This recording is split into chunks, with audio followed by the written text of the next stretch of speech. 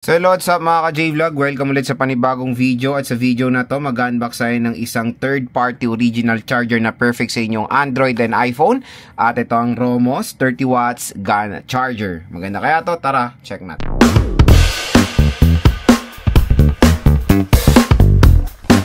Ayan, sa mga naghahanap ng affordable third-party original charger para sa mga iPhones and Androids nila, meron po ako marerecommend sa inyo at itong Romos 30 watts GAN charger. So alam nyo naman, almost lahat ng mga flagship devices ngayon ay wala pong charger out of the box. Slim box lang sila including iPhones.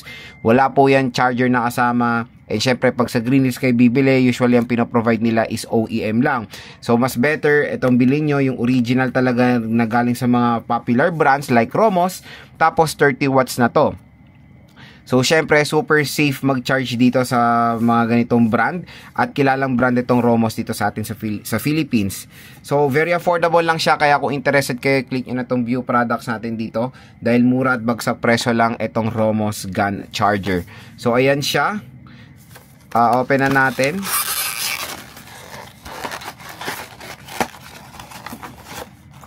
Okay. So wala tong kasamang cable Talagang power brick lang siya. Pero yung sa official store naman ng Romos, nag-o-offer sila. At ayan na siya, 'di ba?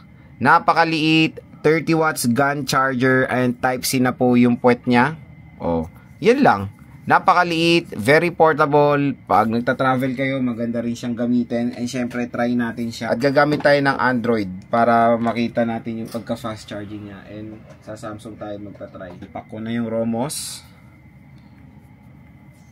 Open natin tong Samsung ko. Lobat kasi ito eh. So, kuha tayo ng iPhone dito. Ito, meron ng iPhone 15 Pro dito. Ayan. So, charging. Since iOS 26 to, ayan, 20% charge, biruin mo, 46 minutes lang, 80% na agad itong ating iPhone 15 Pro. Napakabilis po mag-charge niyang Romos GAN charger.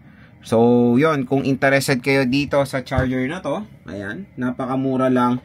At nahihirapan kayo maghanap ng charger para sa inyong iPhone, maganda pong i-recommend itong charger na to kasi usually pag original charger ng Apple mismo 1,000 plus yan, ilang charger na mabibili nyo sa ganyang presyo. Kaya click nyo na lang itong view products natin dito para makuha nyo to ng sobrang mura lang.